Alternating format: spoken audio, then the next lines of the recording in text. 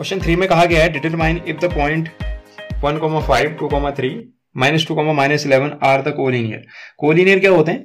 Collinear वो point होते हैं जो एक ही लाइन पे लाई करते हैं। कोलिनियर वो पॉइंट्स होते हैं जो एक ही लाइन पे लाई करते हैं। सपोज ये पॉइंट क्या है? कोलिनियर है। सपोज मान लेते हैं, हमको चेक करना है कि नहीं।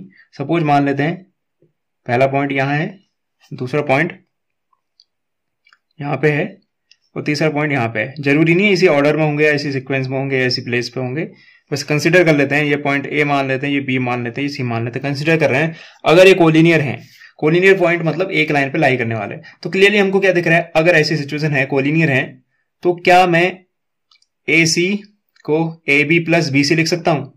ए सी अगर ये एक सीध में है, एक ही लाइन पे है, इसका मतलब A C A B plus B C के इक्वल होगा।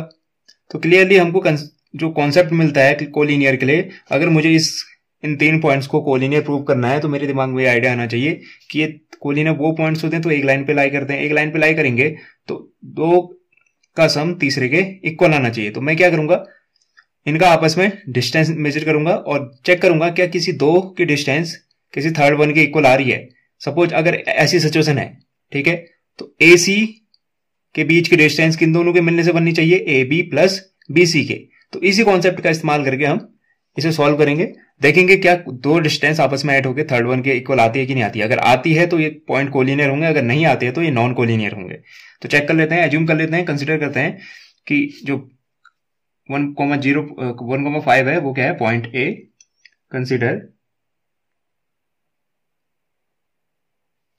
ए इक्वल टू, एक पॉइंट ए है 1,5, दूसरा पॉइंट बी है 2,3 एंड फाइनली सी पॉइंट है -2, -11। ठीक है, अगर ऐसा है तो हम डिस्टेंस फाइंड आउट कर सकते हैं। देन द डिस्टेंस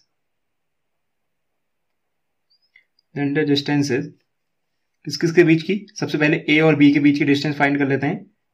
तो ए बी इक्वल टू कितना हो जाएगा? ए बी इक्वल टू हो जाएगा √ सिंपली हम क्या करेंगे? डिस्टेंस फॉर्मूले का इस्तेमाल करेंगे। डिस्टेंस फॉर्मूला क्या होता है? ये x1 वैल्यू है, ये y1 वैल्यू है। x1 y1, x2 y2।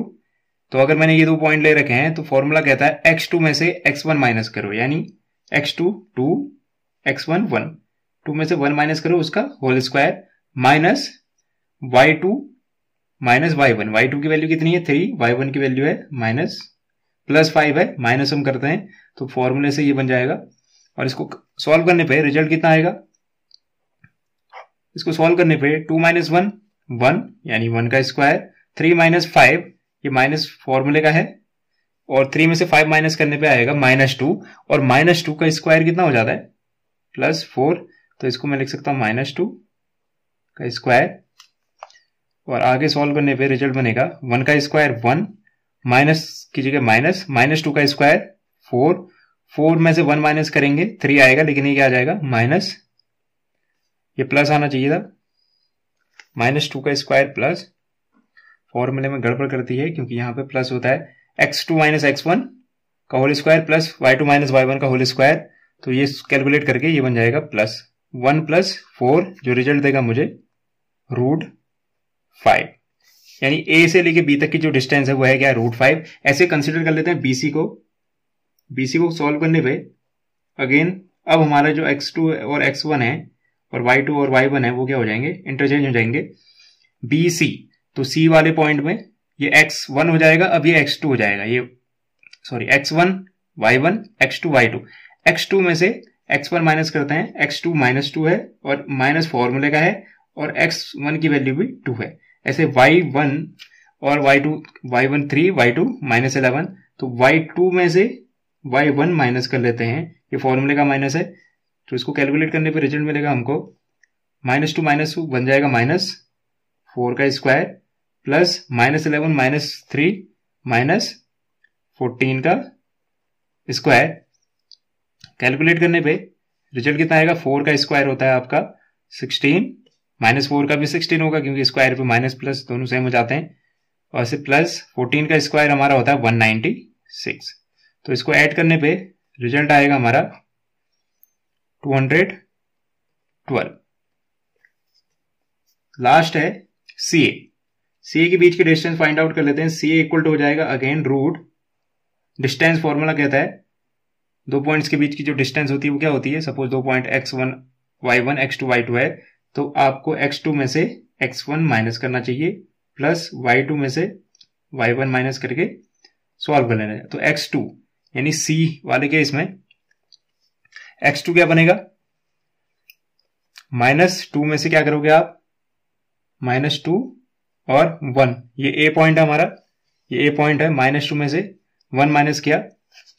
आप अगर आप इसको इंटरचेंज भी कर लेते हैं, सपोज किसी ने सोचा कि 1 में से, क्योंकि A बाद में लिखा गया है, A बाद में लिख रखा है, तो ये 2 मान लेते हैं, ये x2 और ये y2, ये x1 और y1, तो आप क्या करोगे 1 में से -2 माइनस करने की सोच सकते हो, ठीक है।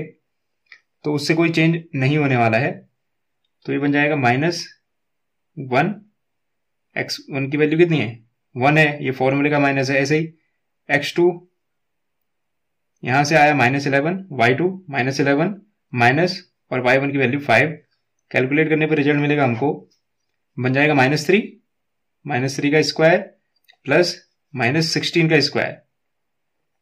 तो कैलकुलेट कर लेते हैं, बन जाएगा 3 का स्क्वायर 9 और 16 का स्क्वायर होता है 256। ऐड करने पे ये ऑटोमेटिकली बन जाएगा 265 बन जाएगा। इसको फर्दर कैलकुलेट करने की जरूरत नहीं, क्लियरली हमको दिख रहा है किसी भी दो का सम तीसरे के इक्वल नहीं आने वाला, ये ज्यादा दिख रहा है, अगर आप इन दोनों को ऐड करोगे भी तो ये रिजल्ट नहीं बनने वाला, ठीक है, क्लियरली, क्योंकि ये कोलिनियर पॉइंट नहीं होंगे, इस वजह से ऐसी सिचुएशन क्रिएट हो रही है। Since AB plus BC does not equal to CA, ऐसा नहीं आया, इसलिए हम क्या कहेंगे, therefore the points are not collinear, ये पॉइंट क्या रहे होंगे, कोलिनियर नहीं रहे होंगे, इस वजह से ये रिजल्ट पास नहीं कर पाए, क्योंकि अगर कोलिनियर होते तो सब पक्का 2 की डिस्टेंस तीसरे के इक्वल आ जाती। उम्मीद करता हूं आपको ये एक्सप्लेनेशन पसंद आया होगा और समझ भी आया होगा। Thank you and have a nice day.